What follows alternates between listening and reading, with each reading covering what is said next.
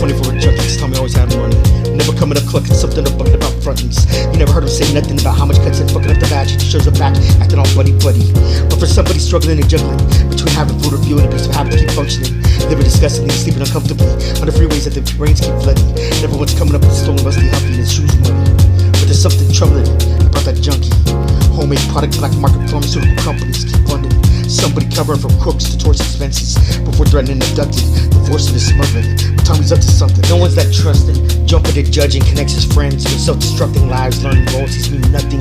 Fucking A-fool. Tommy's covering up who he is by projecting to becoming the person he's pretended to be, and seems like somebody that comes from the slum of this country. Fuck fool, who keeps discussing about getting accustomed to poverty, trying to convince you and me to believe that he has a heart on these streets. Too much eye contact by someone high. I'm surprised I didn't realize his eyes are sometimes as white as his teeth. Wrinkled but clean, faded clothes with no burnt holes or torn threads on the bottom legs of his jeans. Intensely questioning whose, where's, and when's, like a blind man caressing each puzzle piece symmetry to eventually complete an inspiring scene that wasn't meant for him to see. I slip focusing over more important factors like noticing passengers holding camera phones pointing at us pointlessly while driving slowly. Homeless thieves only seem harmless until your vehicle carpet is stained the same color you breathe through your car seat.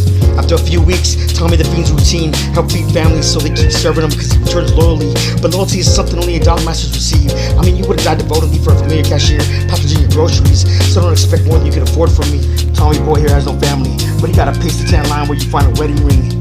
I have no sympathy or no names for good old Tommy to have. No fat generous acts or no reason to speak. No score for the Charger Raider game last week, but he still committedly repeats stories identically detailed without fail down to each mannerism, giving a convincing vision of his tragedies, passing his sickness off on humanity when addiction is a glutton's reaction accustomed to his abusive personality, overusing anything to lead to a dependency, trapping and challenging chase that escapes you, controlling the insanity of that primal emotion, deforming normality, metamorphosizing reality into euphoric conscious fantasy, feeling your fiending afterwards to capture and hold it, absorbing at every single perspective it touches, like MK Ultra test subjects that loved it.